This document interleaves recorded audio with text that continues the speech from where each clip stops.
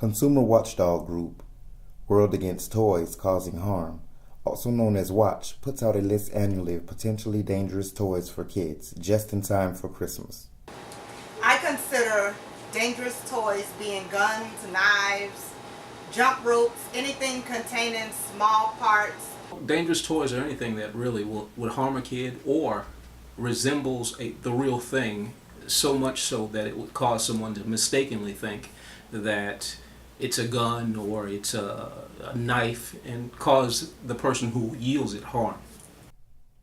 Some toys, like the ones here, present choking hazards or bodily injuries to children. All are under $25.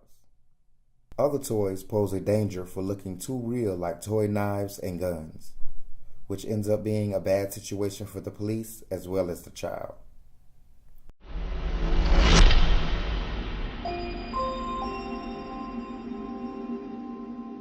Major Delrish Moss of the Miami Police Department knows this all too well.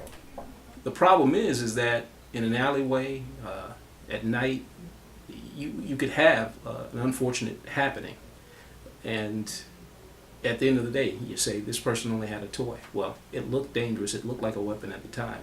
As a matter of fact, they use weapons all the time, fake weapons, to actually commit crime. We had a kid, Tory Jacobs, many years ago, who actually did some robberies with a fake butane lighter that looked like a weapon, looked just like a gun, but it was a butane lighter.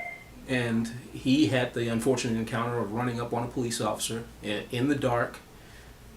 He saw the police officer, he turned, he ran, he dropped the butane lighter, turned around, picked it up, and as he picked it up, he is pointing it toward the policeman, probably not trying to yield it as a weapon, but just wanting to make sure he held on to it. But the policeman saw it and responded by killing him.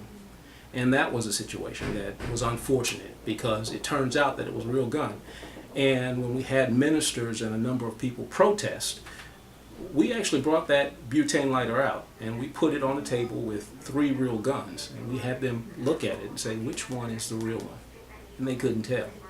Shanae Springer also understands the dangers of some toys. Police come by, people come by and take these things as real guns, real knives, and kids lose their lives over it. The Toy Industry Association says all toys in the U.S. go through strict safety testing and that these lists gives the toys a bad reputation. Reporting for WBUJ, I'm Joseph Sneed.